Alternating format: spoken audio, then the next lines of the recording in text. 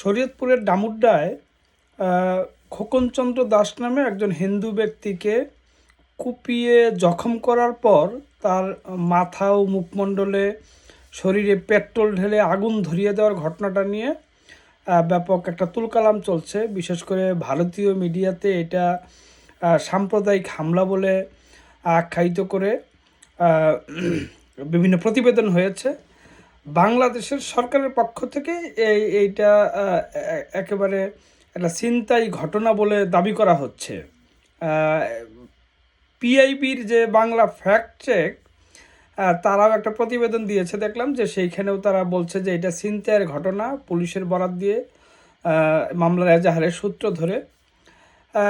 আসলে এই ঘটনাটা কি হয়েছিল, মানে কি হতে পারে, একটা সাধারণ ছিনতাই না এটা আসলে অন্য কোনো কিছু, সেইটা একটু অ্যানালাইসিস করতে গেলে দেখা যায় যে আসলে ওই খোকনচন্দ্র দাসকে যদি ছিনতাইকারীরা শুধু অর্থ নেওয়ার জন্য তার কাছ সঙ্গে থাকা যে টাকা পয়সা, কোনো কোনো গণমাধ্যমে বলা হয়েছে 6 লাখ টাকা ছিল সাথে, সেই টাকা নেওয়ার জন্য যদি তাকে ছুরিকাঘাত করে তাহলে তাকে আগুন দিয়ে পুড়িয়ে মারবে কেন আর কি বলা হচ্ছে গণমাধ্যমে। ফ্যাক্ট চেকের তথ্য বলা হচ্ছে, সরকারের পক্ষ থেকে বলা হচ্ছে যে খোকনচন্দ্র দাস যারা ছিনতাই করেছিল তাদের চিনে ফেলেছিল, চিনে ফেলার কারণে তাৎক্ষণিক তাকে পেট্রোল ঢেলে দিয়েছে, মানে পুড়িয়ে হত্যার চেষ্টা করেছে।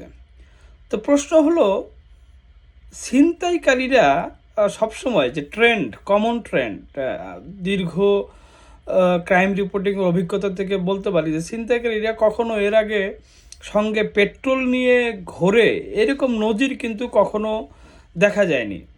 তার ধারালো অস্ত্র বা আগ্নেয়াস্ত্র নিয়ে সেটা ঠেকিয়ে ভয় দেখিয়ে কখনো স্টেপ করে ছিনতাই করতে পারে, কিন্তু সঙ্গে পেট্রোল ঢালবে এবং চিনে ফেলার পরে তারা পেট্রোল ঢেলে আগুন ধরিয়ে দিবে, এটা কেমন একটা রহস্যজনক ব্যাপার আর কি। এটা আসলে আমার কাছে মনে হচ্ছে না যে খুবই স্বাভাবিক একটা ঘটনা, কারণ অতীতে কখনো এরকম ছিনতাইয়ের পরে চিনে ফেলার কারণে হতে পারে যে আরও 2টা স্টেপ বেশি করবে এবং সেই স্টেপ করেই মৃত্যু নিশ্চিত করে চলে যাবে, বা সেই সময়টাও তাদের থাকে না, কারণ একটা চিৎকার চেঁচামেচি হয় সেখানে, ভিকটিম মানে ছিনতাইকারীরা ততটা সময় নেয় না, টাকা পয়সা মোবাইল নিয়ে দ্রুত সটকে পড়ে। কিন্তু এখানে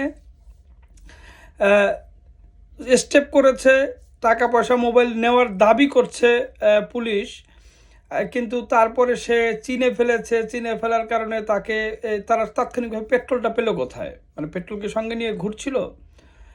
এইটা আসলে আমার কাছে মনে হয় যে নিছক একেবারে ছিনতাইয়ের ঘটনা সেরকম কোনো কিছু না, এটা সাম্প্রদায়িক হামলা, সেটাও আমি নিশ্চিত করে বলি না, এটা আসলে গভীর তদন্তের বিষয়। কিন্তু একটা ব্যাপার লক্ষণীয়, সেটি হলো যে বাংলাদেশ সরকার বা আইন শৃঙ্খলা বাহিনীর মধ্যে একটা কমন ডিনায়াল, মানে সাম্প্রদায়িক হলেও সেটা ডিনাই করে সাধারণ ঘটনা বলার একটা প্রবণতা রয়েছে, কারণ যেহেতু সাম্প্রদায়িক ঘটনার যদি এটা প্রকাশ পায় তাহলে সেটা একটা নেগেটিভ ইম্প্যাক্ট তৈরি হয় গোটা সরকারের উপরে, সেই জন্য এগুলোকে একটু হাইড অ্যান্ড সিক করার একটা প্রবণতা রয়েছে।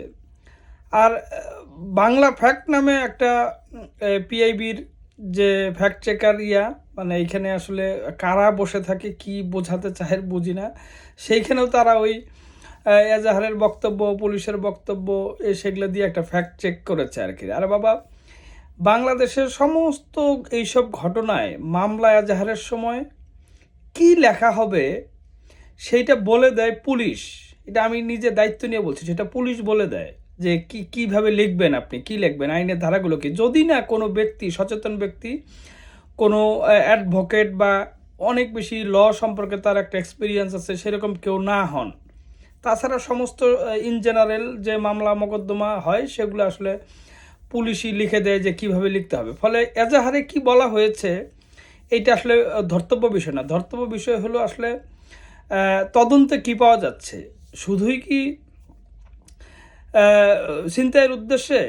একটা খবর দেখছিলাম যে এই খোকনচন্দ্র দাস তো 31শে ডিসেম্বর সে আক্রান্ত হয়ে 3 তারিখে মারা গেছেন, মানে গতকালকে মারা গিয়েছেন ঢাকা মেডিকেল কলেজের পাশে যে বার্ন ইউনিট, সেই বার্ন ইউনিটে চিকিৎসাধীন অবস্থায়। তো তিনি মৃত্যুর আগে কিছু নাম, ৩ জনের নাম বলে গিয়েছেন স্থানীয়। সেই ৩ জনকে অলরেডি আজকে র‍্যাব অ্যারেস্ট করেছে। সেইটাও একটা বিষয় আরকি, যে চেনা লোক সাধারণত ছিনতাইয়ের ট্রেন্ড অ্যানালাইসিস করলে দেখা যাবে যে অ্যা চেনা লোক বা পাশে লোক চিনবে এরকম লোক যদি ছিনতাই করতে যায়, তাহলে অফকোর্স তাদের প্রধান লক্ষ্য থাকার কথা আসলে যেন তাকে চিনতে না পারে। ভিকটিম যেন যাকে ছিনতাই করবে তাকে যেন চিনতে না পারে, সেজন্য অফকোর্স মাস্ক পরার কথা আরকি। এটা কমন সেন্স। নরমাল সেন্সে যদি আপনি চিন্তা করেন তাহলে অফকোর্স মাস্ক পরার কথা। কিন্তু সেরকম মাস্ক পরেনি। তারা তো জানেই যে খোকন চন্দ্রকে মানে আটক করলে, তার টাকা পয়সা নিলে সে চিনবে এবং সে পরে এটা নিয়ে মামলা মোকদ্দমা হবে, এটা স্বাভাবিক ঘটনা।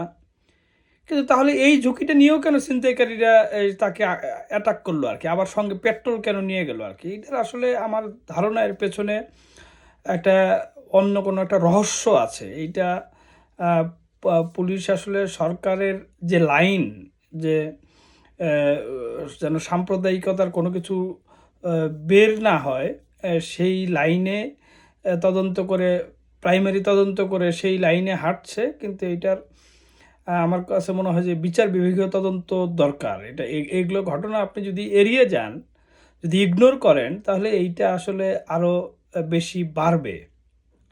সবাইকে ধন্যবাদ।